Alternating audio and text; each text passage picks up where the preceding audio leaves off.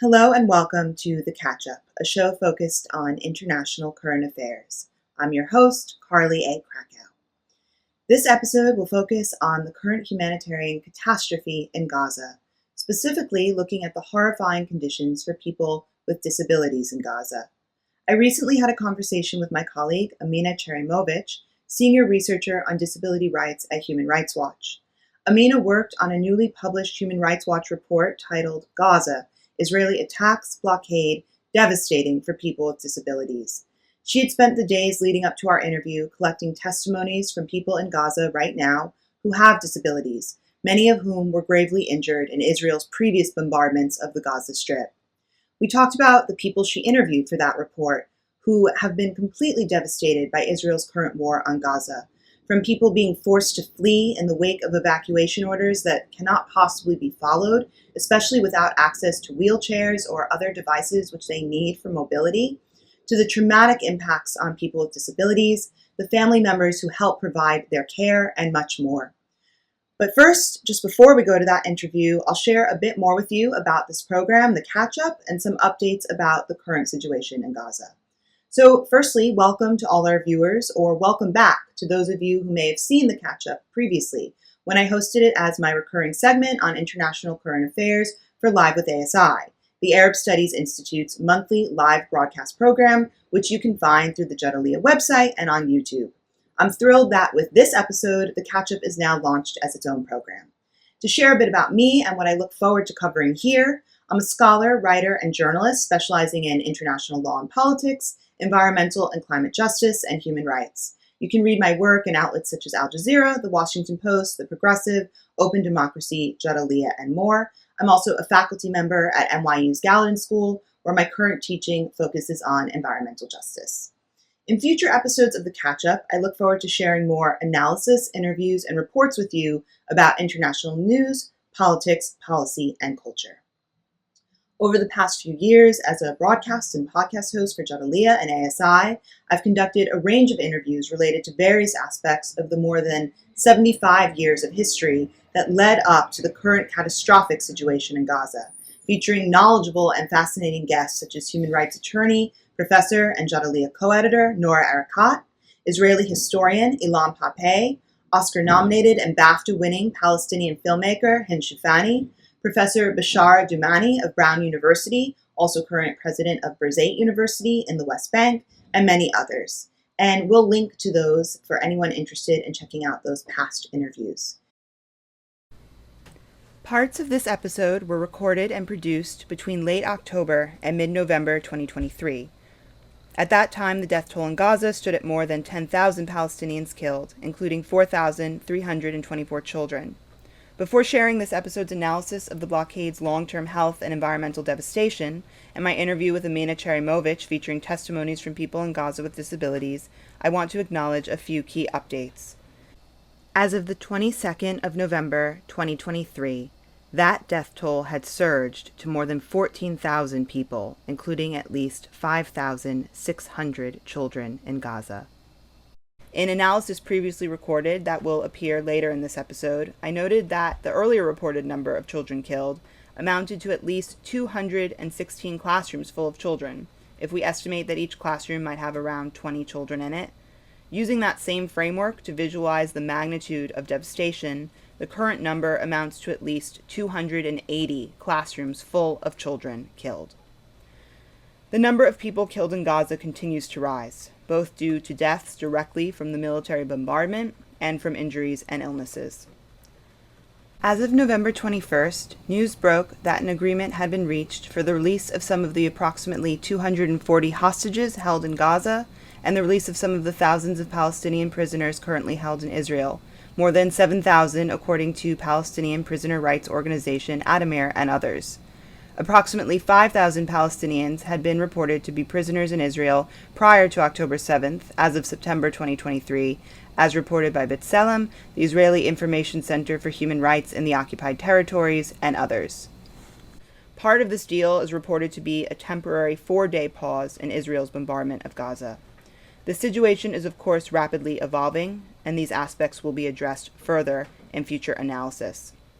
As of November 21st, it has been 45 days of bombardment since the attacks of October 7th, during which time calls for a ceasefire have been vehemently opposed by many U.S. lawmakers who are supporting Israel's bombardment and are in favor of increased military funding, including U.S. President Biden. Polling has showed that 66% of U.S. voters support a ceasefire, despite opposition to a ceasefire from a majority of U.S. congressional representatives who are not listening to demands for a ceasefire from their constituents. Pressure for a full and permanent ceasefire continues to mount. Another factual update that was reported since parts of this episode were recorded: Vivian Silver, a 74-year-old Canadian-Israeli peace activist previously believed to be a hostage in Gaza, was declared dead, having been killed during the Hamas attacks of October 7th. Her remains were found and identified at her home in the kibbutz where she lived. Her son is quoted later in this episode. He has been outspoken about how the assault on Gaza goes against everything his mother believed in and her life's work. Vivian Silver's friend, Palestinian writer and activist Suma Soleimeh, appeared on Democracy Now! Following the announcement of Vivian's death and spoke about Vivian's belief in humanity and how her legacy will be continuous work for peace. One of the most horrifying developments since earlier parts of this episode were recorded has been Israel's continuous targeting of numerous fully active hospitals filled with civilians. These developments highlight the immense urgency of this episode's focus on people with disabilities. 28 premature newborn infants who were previously patients at the heavily targeted Al-Shifa hospital were evacuated to Egypt.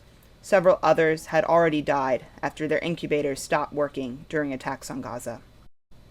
The attacks on Gaza have continued amid ongoing genocidal and dehumanizing language from Israeli leaders, including a since-deleted post on X, formerly Twitter, from Prime Minister Netanyahu in October that said the situation is a struggle between the children of light and the children of darkness, between humanity and the law of the jungle.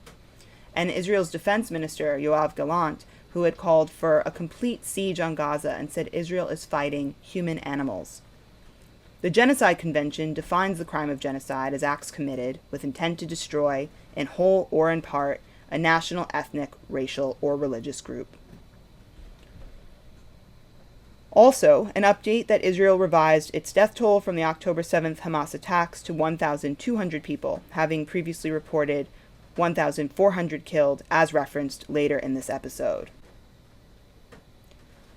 Israeli officials have said that the previous count included bodies that had not been initially identified as those of Hamas fighters.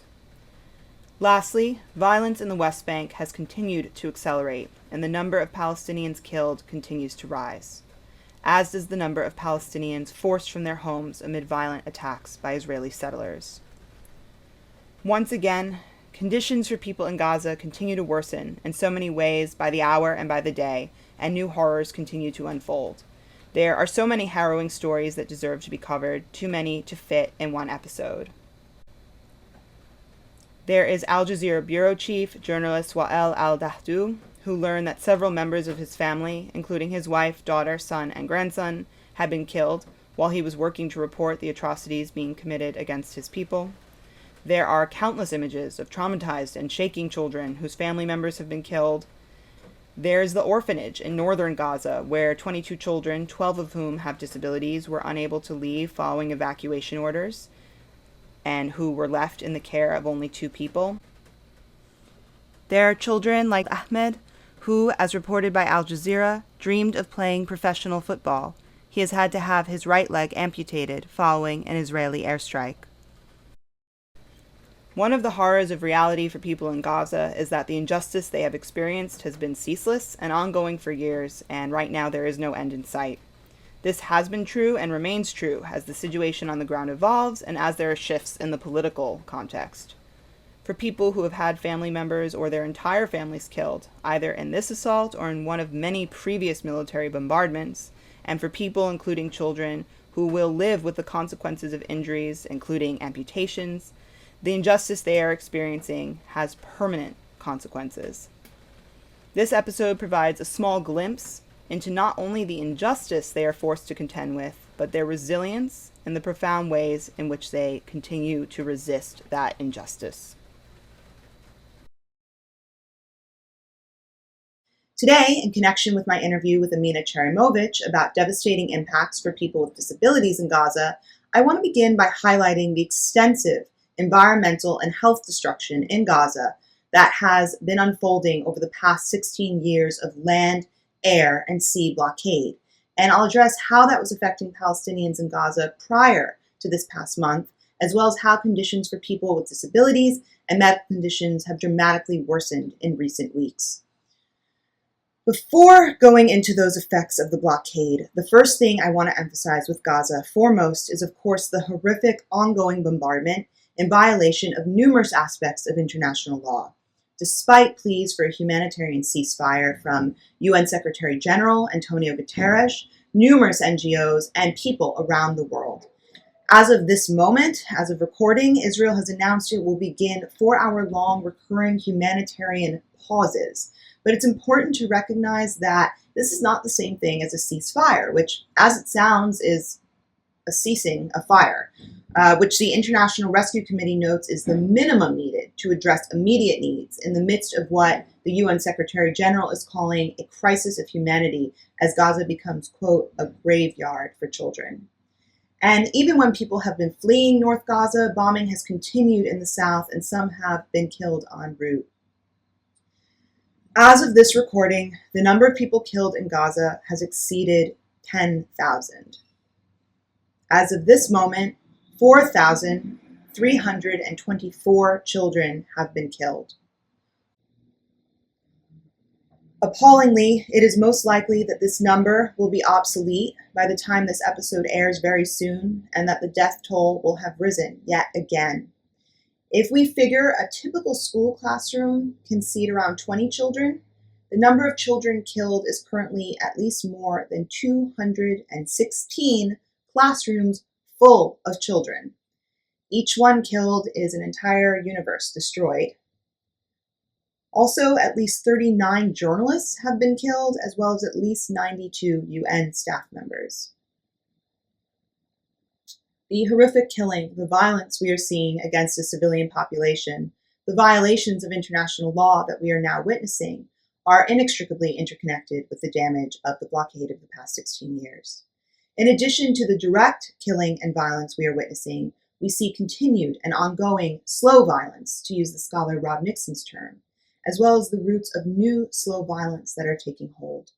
And we can see what I call in my work toxic saturation unfolding in Gaza, even as the bombardment continues to take place to the point where a collective of several UN special rapporteurs, the Center for Constitutional Rights, and many others, including NGOs, scholars, and genocide survivors, have warned that genocide is already taking place or is imminent.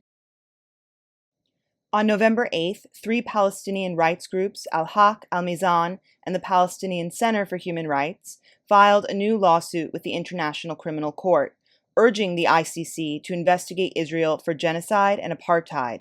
The lawsuit called for urgent attention to the continuous barrage of Israeli airstrikes on densely populated civilian areas within the Gaza Strip. Many have noted that the images of Palestinians fleeing northern Gaza are harrowingly reminiscent of images of the Nakba, the mass expulsion of Palestinians in 1948.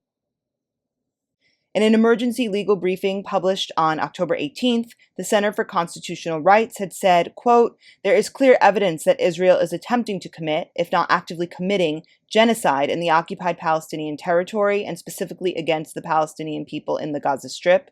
The gravest of crimes under international law, genocide refers to specific actions, they said, such as killing or deliberately inflicting conditions of life calculated to bring about the destruction of the group in whole or in part, taken with the intention of destroying in whole or in part the group targeted, including on ethnic or national grounds."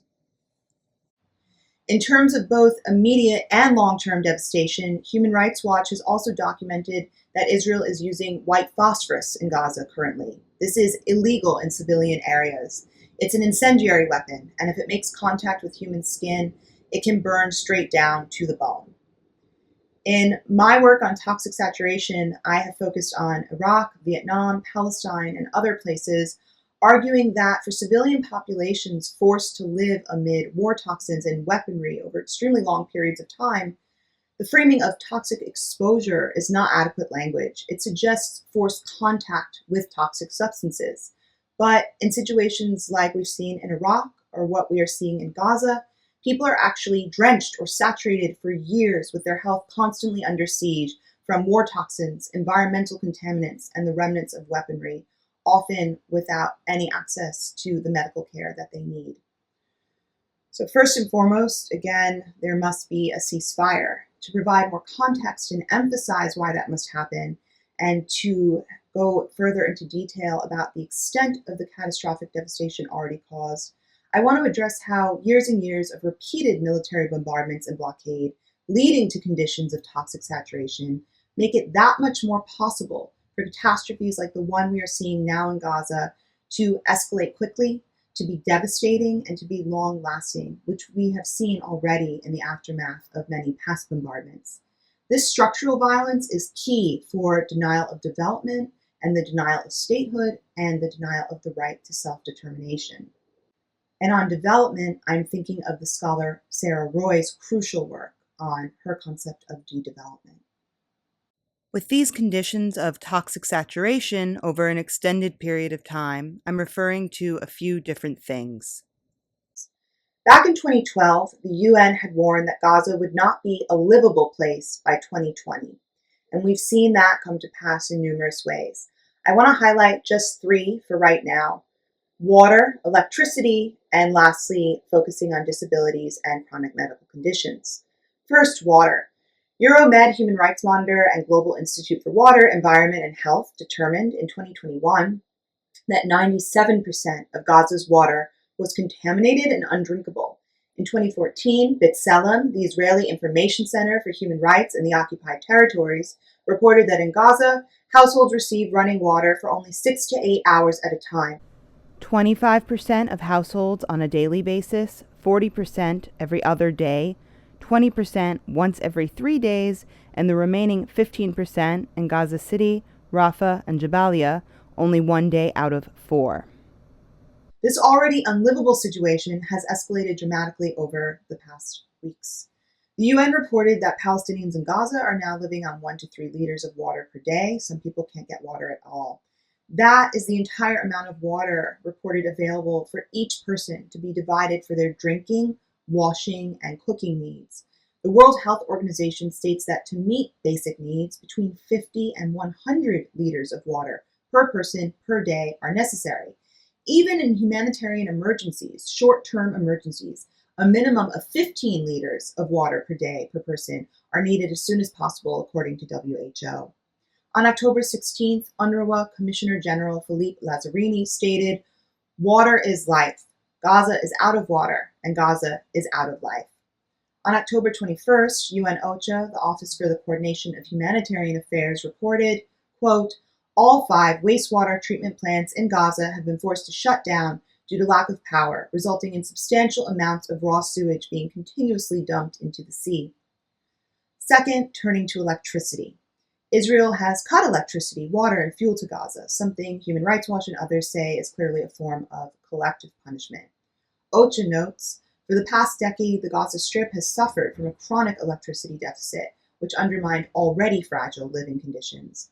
And if we look at the averages between 2017 and 2023, the average amount of electricity per day for homes in Gaza, according to OCHA, varied between only 7 and 13 hours out of 24. And the third thing is we must pay attention to the massive percentage of people in Gaza who have been injured and now have a disability from previous bombardments. So in this point, I want to highlight disabilities and chronic medical conditions.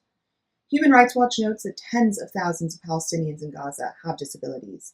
As reported by Al Jazeera, the Palestinian Center for Human Rights said in 2022 that the number of Palestinians with disabilities in the occupied territories was about 93,000. Roughly 52% of that number, more than 48,300 people, live in Gaza.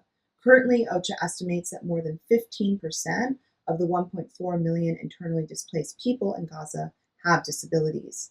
Because of their disabilities, often from previous military assaults, there are countless people in Gaza who cannot heed so-called evacuation orders, and they are catastrophically impacted in various ways. OCHA reports that in Israel's 50-day military offensive on Gaza in 2014, Operation Protective Edge, at least 900 people, a third of them children, sustained some form of permanent disability during the hostilities, and about 100 underwent amputation of limbs. Defense for Children International Palestine reports that in 2014, at least 1,000 children sustained injuries that ultimately led to permanent disabilities. As you will hear in a few minutes from this episode's interview, there are people who now have to crawl on the floor amid the bombardment just to access the toilets. There are people who have no access to crucial medications that they require for conditions such as hypertension, diabetes, medications that are anticonvulsant, anti-epileptic, and more that they need to survive. As Human Rights Watch reports, one man, Sami al-Masri, lost both his legs in an Israeli airstrike in 2008. His home came under bombardment and he had to flee with 1 day supply left of the medication Neurontin. Suddenly stopping this medication can lead to tremors, rapid heart rate, and high blood pressure, among other symptoms. And there are many more examples, as you'll hear from Emina Ćerimović. So in Gaza, you have a population already extraordinarily vulnerable because of living with disabilities, often from previous military assaults, or as a result of the blockade's health and environmental destruction, who are now that much more susceptible to harm that is impacting everyone. As many have said, there is no safe place in Gaza. And also, of course, there is the massive number of people who are being newly gravely injured in Gaza as we speak. Long before the events of October 2023, scientific research found that more than 25% of diseases in Gaza were caused by poor water quality. At least 12% of child deaths were caused by water contamination. In 2017, UNICEF reported 2/3 of people in Gaza drink water that has been contaminated. So this is just some of what I mean by toxic saturation in the Palestinian context and in Gaza in particular.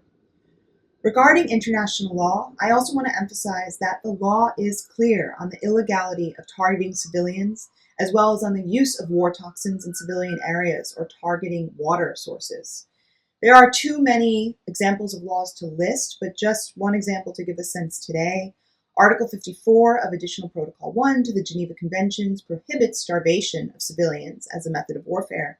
Article 54 also states, quote, "It is prohibited to attack, destroy, remove, or render useless objects indispensable to the survival of the civilian population, such as foodstuffs, agricultural areas, crops, livestock, drinking water installations and supplies, and irrigation works, for the specific purpose of denying them for their sustenance value to the civilian population or to the adverse party, whatever the motive, whether in order to starve out civilians, to cause them to move away, or for any other motive."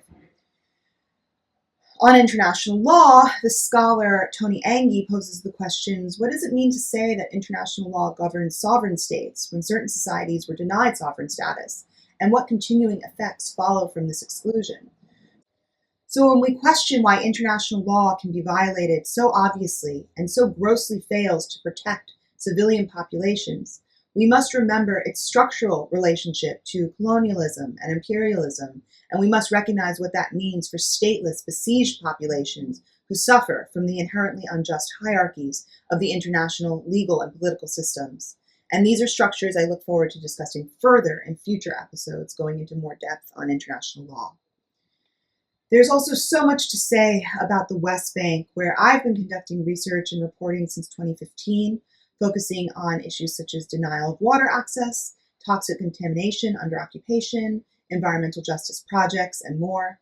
The situation in the West Bank is dire, with B'Tselem and others reporting that since October 7th, Palestinians have been violently forced off their land and killed. In the West Bank, at the time of this recording, at least 164 people have been killed, including 44 children. As of November 1st, B'Tselem said 858 Palestinians from 32 different communities and 13 entire communities in total have been displaced. The numbers increase every day. A Palestinian resident of the West Bank who I'm in contact with has told me that his family and many others who have not yet had settlers or the military directly attempt to force them off their land have had to stay inside their homes and avoid going outside altogether over the past month because harassment and intimidation and violence from settlers has increased so severely. In future episodes, I'll be discussing issues such as these in the West Bank further as well. Israel holds thousands of Palestinian prisoners. As reported by the Associated Press, New York Times, and other outlets, as of November 25th, there were more than 7,000 prisoners, according to prisoners' rights organization Adamir and others. There are also numerous laborers from Gaza who were working in Israel as of October 7th and were reported to be subsequently held at Israeli detention centers.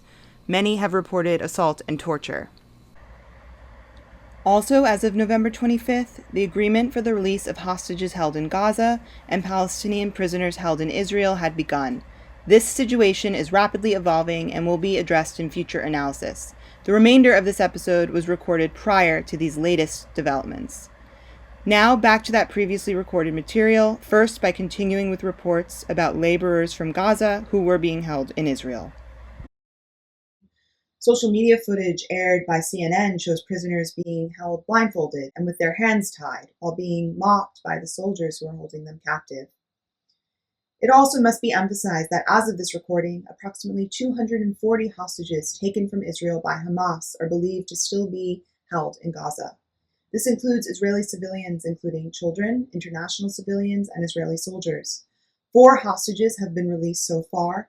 Approximately 1,400 people, most reported to be civilians, were killed in Israel during the attacks on October 7th. A statement on October 12th from numerous UN special rapporteurs and independent experts said, quote, "We strongly condemn the horrific crimes committed by Hamas, the deliberate and widespread killing and hostage-taking of innocent civilians, including older persons and children. These actions constitute heinous violations of international law and international crimes for which there must be urgent accountability." That same statement condemned, quote, "Israel's indiscriminate military attacks against the already exhausted Palestinian people of Gaza, comprising over 2.3 million people, nearly half of whom are children. They have lived under unlawful blockade for 16 years and already gone through 5 major brutal wars which remain unaccounted for," they said. This amounts to collective punishment, the UN experts said. They continued, quote, "There is no justification for violence that indiscriminately targets innocent civilians, whether by Hamas or Israeli forces. This is absolutely prohibited under international law and amounts to a war crime."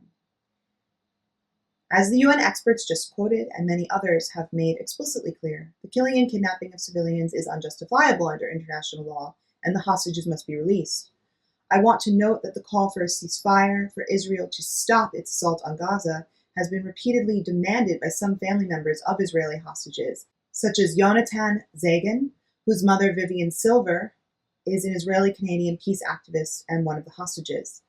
He has expressed that he is extremely concerned about his mother and has also said, "We need to stop the violence now. Vengeance is not a strategy." Noy Katzman, the sibling of 32-year-old Chaim Katzman, who was killed during the attack on October 7th, said, "The most important thing for me, and I think for my brother, is his death won't be used to kill innocent people." He also said, "I don't want anything to happen to people in Gaza like it happened to my brother, so that's my call to my government. Stop killing innocent people." As Jewish American activist organization If Not Now has said, "We are in mourning, we have lost people, but we refuse to let our grief be used to justify revenge or genocide of Palestinians." And you can read their full statements online. Also, as Jewish Voice for Peace has said about what they have called a, quote, "rush to genocide," "We can and we must stop this. Never again means never again for anyone." The renowned German Jewish philosopher Walter Benjamin said, "The tradition of the oppressed teaches us that the state of emergency in which we live is not the exception, but the rule." Our attention is turned to Gaza now because of the unprecedented scale and extent of the killing and atrocities unfolding, and Gaza is where our undivided attention must be. Let's also take this moment to remember that the state of emergency for Palestinians and the violence and oppression against the Palestinian people, including in Gaza and the West Bank, has been ongoing and ceaseless. As Nora Erekat explained in a powerful and moving speech in New York for an event hosted by PalFest, the Palestine Festival of Literature, on November 1st, Israel has used warfare and blockade in Gaza, quote, "placing it on a subsistence diet, just above starvation, relegating it to conditions of bare life, and then systematically pummeling it with advanced weapons technologies in a bid to take the land without the people. As Professor Shireen Saikley reminded us in sorrowful and potent remarks for a Jadaliyya Gaza in Context teach-in event on October 20th, quote, Gaza is not an island. History did not begin on October 7th. Let us remember again that in Gaza, 1.7 million Palestinians, more than 80% of Gaza's population, are refugees, either people displaced in the Nakba of 1948 or their descendants. About half of Gaza's population are children. Now let's go to my conversation with Emina Ćerimović for more on what people with disabilities are experiencing in Gaza currently.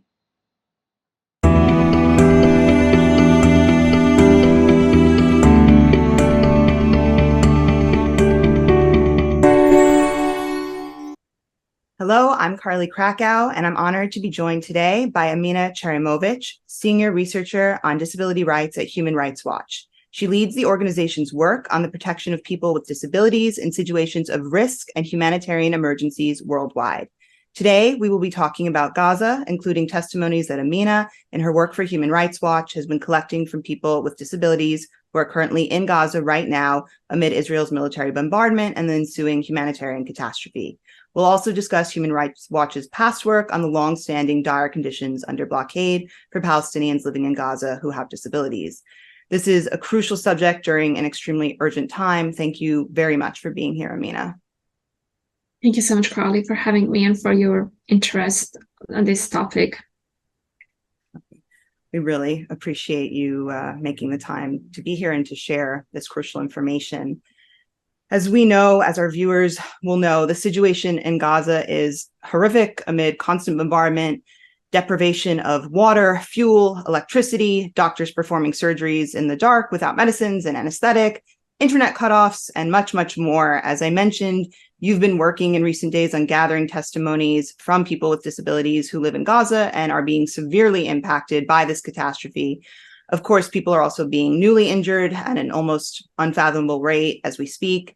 So I wanted to ask if you would begin by telling us about some of the people in Gaza you've spoken with in recent days, what they are currently facing, and what they would like the world outside Gaza to know at this time. Thank you so much, Carly. So let me start by saying that I feel really privileged to have had the opportunity to speak with several people with disabilities in Gaza, including people with different kinds of disabilities, people who have physical disabilities, who are deaf, who have hearing disabilities, people who are blind. And the first thing that came up in our calls was how difficult it is for them to flee attacks. In particular, I spoke with one man. His name is Sami Al-Masri. And he lost his leg in 2008 during an Israeli drone strike, actually both of his legs. And during the attack on his neighborhood where he lived in Gaza City, he was inside of the house together with his 17-year-old son, his 26-year-old daughter, and her two children who are 5 and 3. And he was in the middle of the room when the attack happened. And he couldn't move. His daughter called on her brother, his son, and was like, help your dad, help your dad. But his son, who is 17 years old and who has lived most of his life under the Israeli closure of Gaza and has gone through multiple hostilities and airstrikes and doesn't know anything much outside of the closure, was in complete shock. So while the bombardment was happening, while his father could not move, this 17-year-old boy was in complete shock and couldn't move either. And his daughter, he told me, my daughter was in distress because she didn't know whether to help me or to help her children first. And as she was screaming and yelling, a neighbor heard her, and it was the neighbor who came into the apartment and carried Samih out. Samih would not have been able to leave that building without the assistance of his neighbor. And even then it was difficult because there was rubble everywhere. This testimony highlights what every single person with a disability I spoke with told me, that they faced difficulties escaping attacks or that they are completely unable to leave. I spoke with Badr Masleh, who is blind. He is 39 years old and is father of 3 children. So his youngest child is 2 years old, and then he has 2 girls who are 8 and 10. And he told me, I really feel my disability, and I feel it because I also can't protect my family. He said, my biggest fear is if I need to act fast, what do I do? And it was talking to Badr Masleh, was really, you could feel the immense fear that he has, not only for his own life, but also for his children. And the fact that he feels that because he has a disability, and in case an attack would happen, and as someone who is blind, what does he do and how does he act fast, not just to protect himself, but also to protect his children. One aspect of why it is so difficult for people with disabilities to flee attacks, well, there are different aspects. Let me start by saying that one is lack of advance and effective warnings. The second one is all the heavy destruction that's happened in Gaza, not only during this particular war, but in the past as well, has made Gaza awfully inaccessible. For people who live on higher floors, lack of electricity means that they can't operate elevators. So here I can also share with you a testimony. This was, so I did interview 2 family members of people with disabilities. And this is a father of a 27-year-old man with cerebral palsy. And when they're, so they live in the neighborhood Rimal in Gaza City. And when Rimal came under attack, he tried to first and foremost save his son. And he told me, Emina, like usually he can walk. If I help him, or if he just use a stick or a crutch, he can walk. But in this particular moment, again, he was in a complete shock. His father told me he became like a stone. He put fingers in his ears trying to protect himself from the sound of bombing. And I told him, my son, just stand up on your feet and I will help you. We have to move from this. And he couldn't. And this man told me how he had to actually put down his son on the floor and drag him out of the danger to a corner of the house that would be safer. So just to say, the ability of people with disabilities to escape attacks, to escape the bombardment, not to escape the major ground offensive, it's just really difficult, if not impossible. We did also investigate the impact the Israeli order to evacuate had on people with disabilities. Carly, as you know, 1.4 million people have been displaced. Israel did order people in the north of Gaza to evacuate and to go to the south. I interviewed several people with disabilities who were simply not able to do that. So Sami Al-Masri, the man that I mentioned earlier, who had lost both of his legs in an Israeli strike in 2008, is currently sheltering in Al-Quds Hospital. Al-Quds Hospital is one of the hospitals that have received warnings that they should evacuate and that otherwise, like it will be attacked. And Sami is sheltering there with his children, his grandchildren, his parents who are in their 70s. And he told me, there is nowhere I can go. There are no safe roads. And I just can't move. I can't move. And when I asked him, do you feel safe staying in this hospital? He said, no, there is no safe space.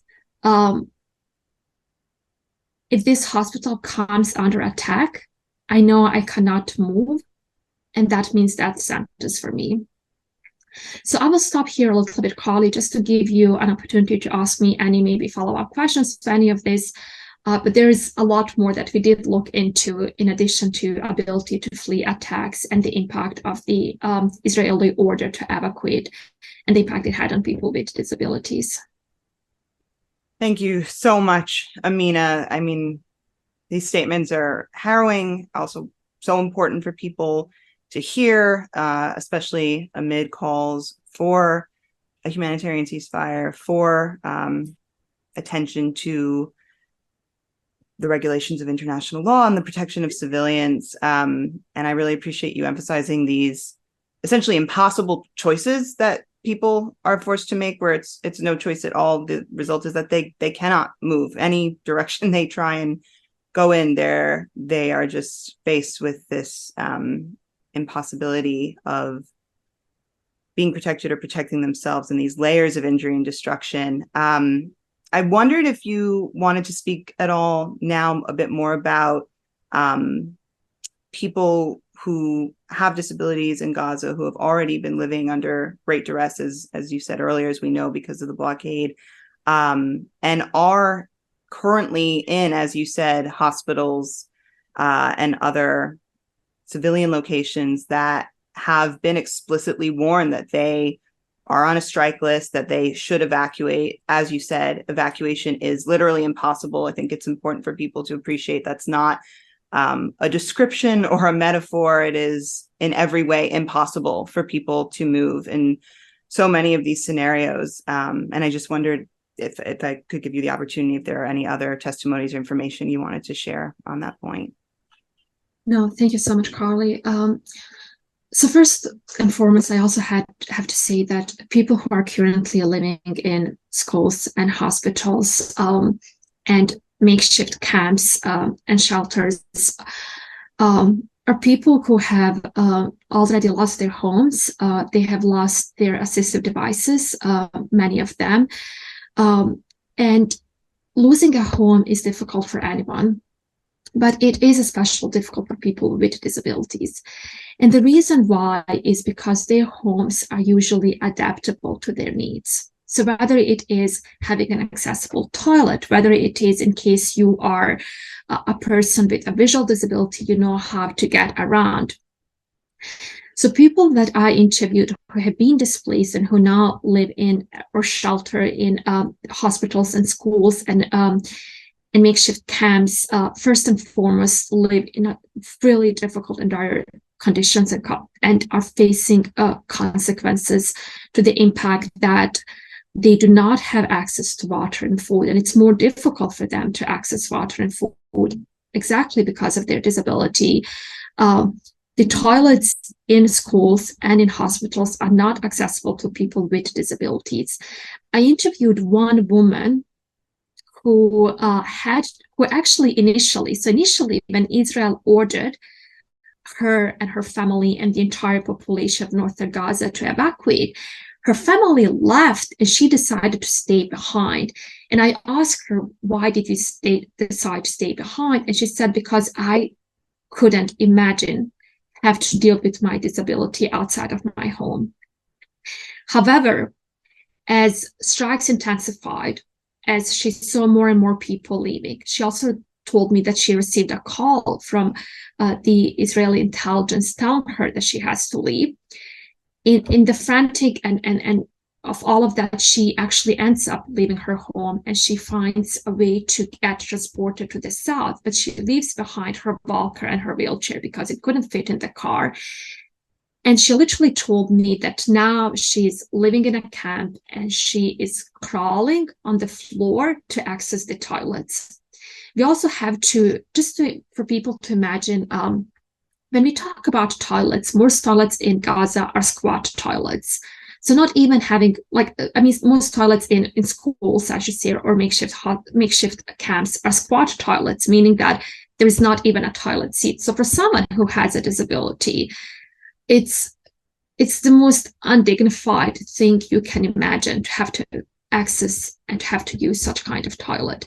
But going back to the situation of people with disabilities who are currently sheltering in hospitals and in schools, I did want to bring up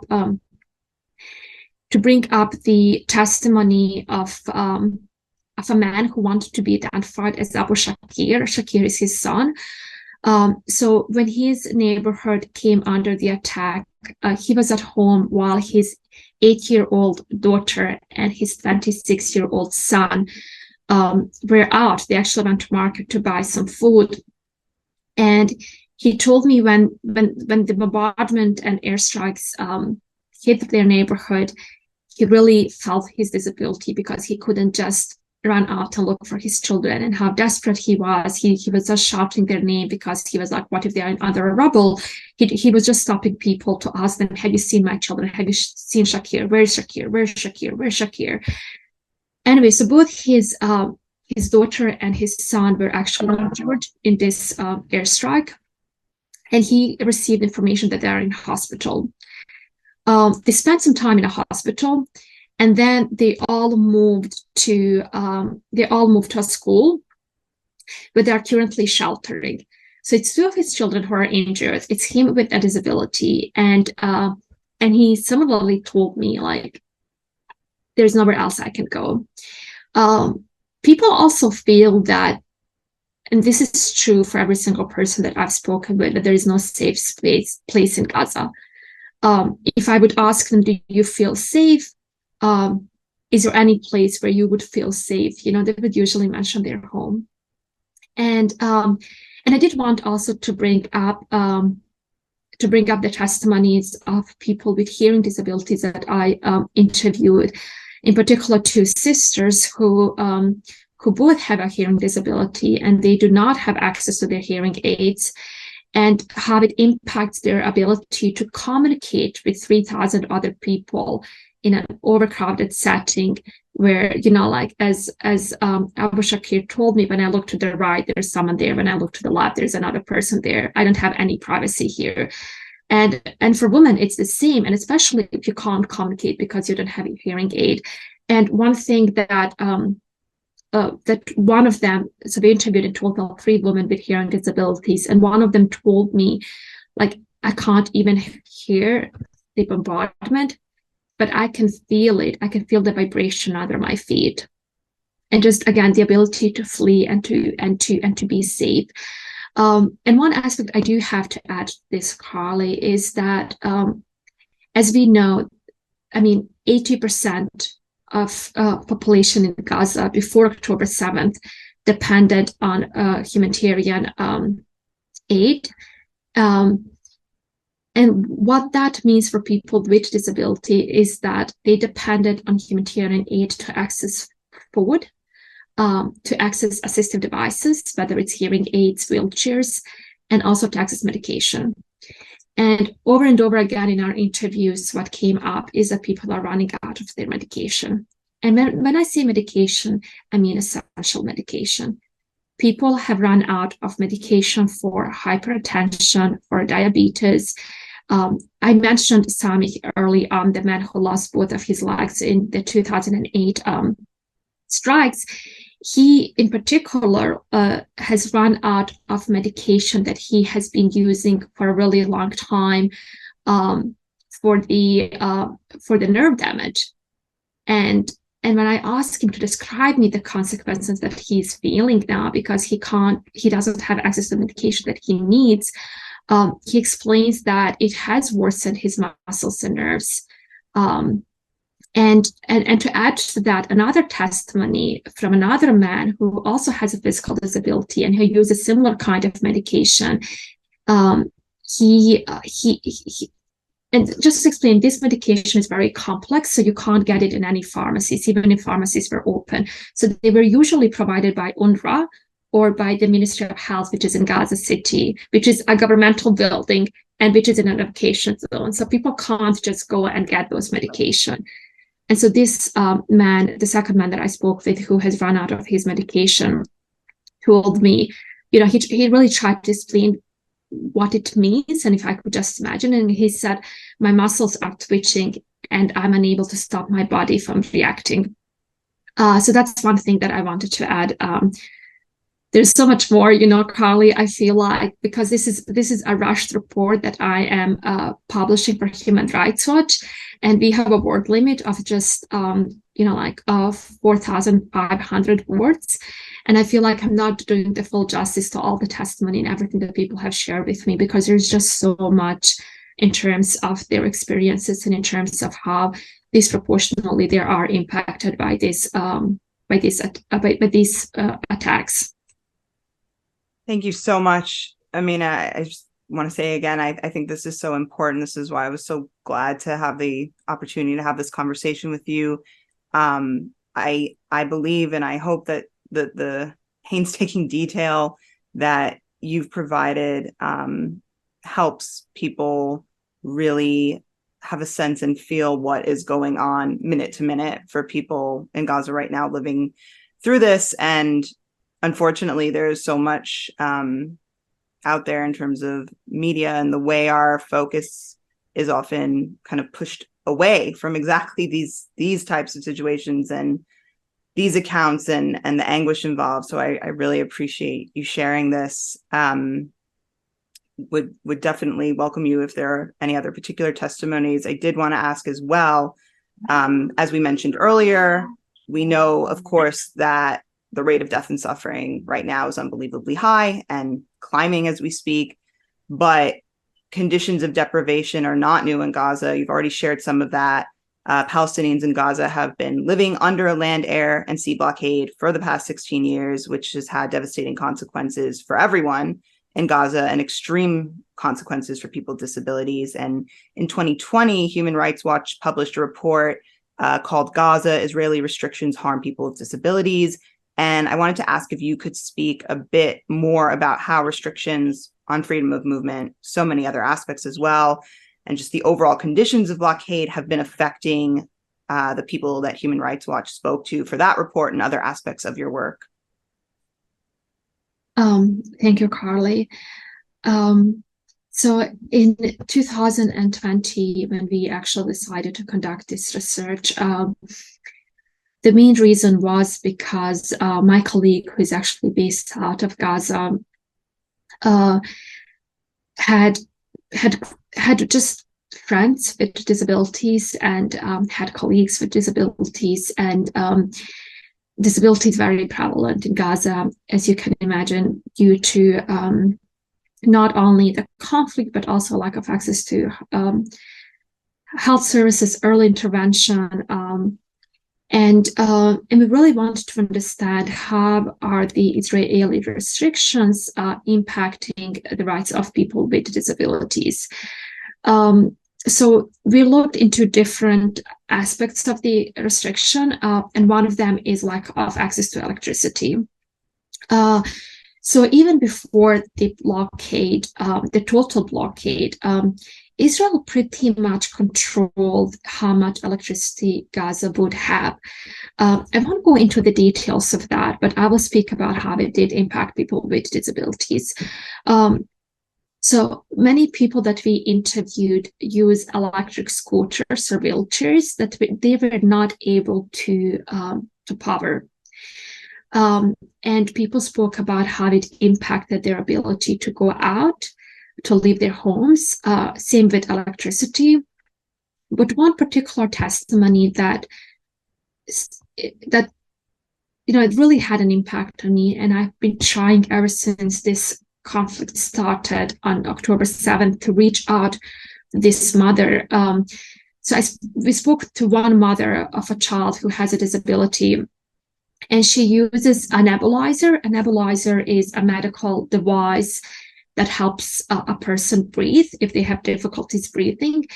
And this mother explained how the Israeli restrictions on electricity are impacting her ability to provide the nebulizer to her daughter when she needs it. And again, the consequences that she's seeing, where her daughter is literally fighting for air and there's nothing she can do. And she was explaining how that's the most difficult thing that she has to go through, not being able to help her daughter simply because of lack of electricity.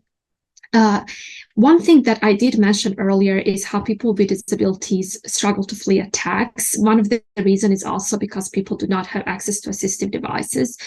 In 2020, we did document how Israeli restrictions and closure is impacting people with disabilities in Gaza to access assistive devices, to access prosthetics, hearing aids, batteries for hearing aids.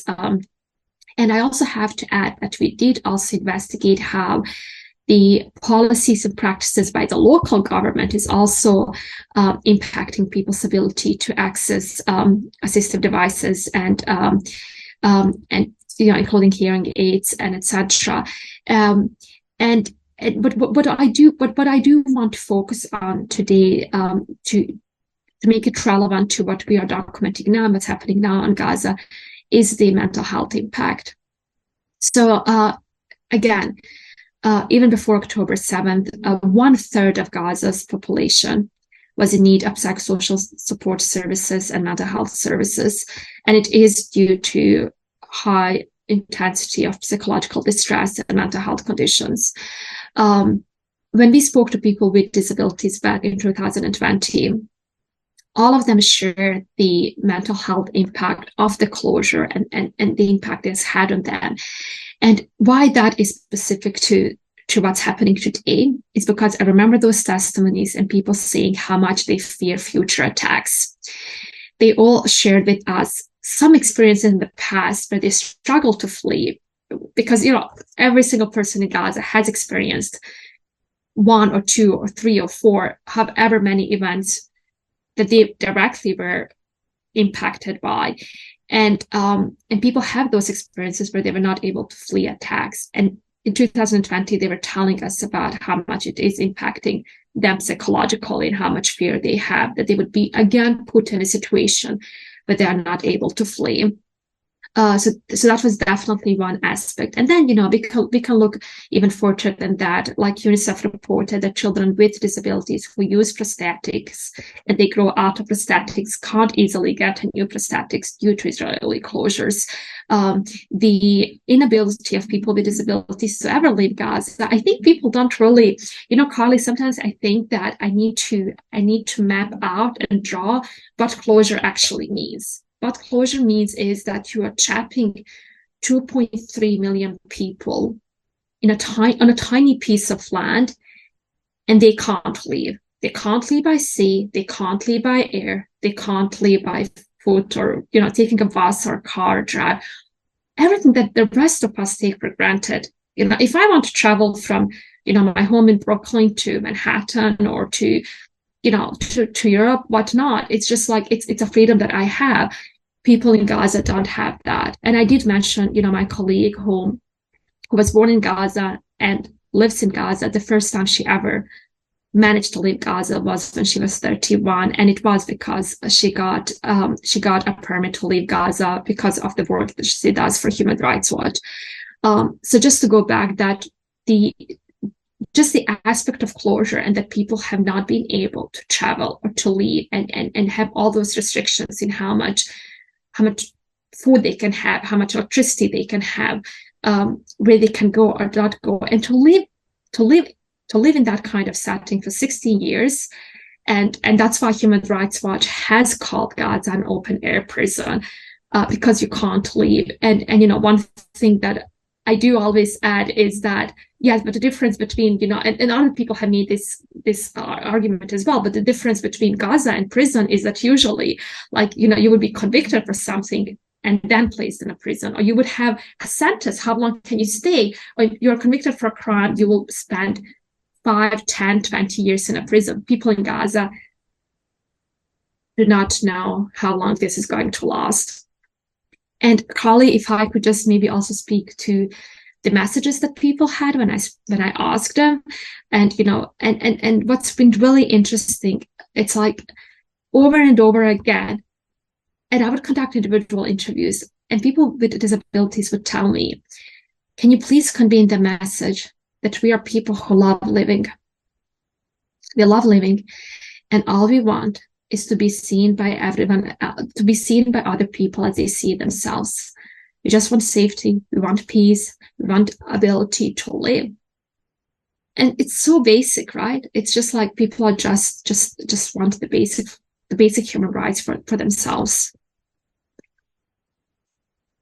Thank you so much, Emina. I mean, as we keep saying, there's so much here. There's so much more we can talk about, and I hope we'll continue to have opportunities to share this information, because it is really important, I think, that people get the kind of tangible sense that you've been providing, because as you've, I think, rightly indicated, there is not a sense of what that actually means. I think, certainly here in the United States, among the general population, there is not adequate coverage of what that actually means day to day for civilians in Gaza living under blockade. And then, especially as you've shared these testimonies, people with disabilities who have any sort of requirement, medication, even the most basic things, as you've said, are interrupted before October 7th, and then now in these unprecedented ways in the past few weeks. I know that in addition to these crucial testimonies that you've been collecting,